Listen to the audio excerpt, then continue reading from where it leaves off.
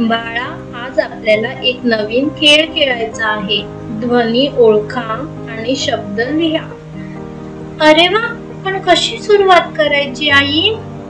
मी शब्द सांगते. बघ, स त त.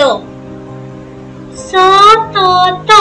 हे लिहायचं आहे का आई?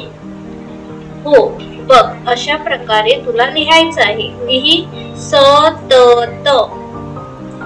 आता दुसरा शब्द ग ग न.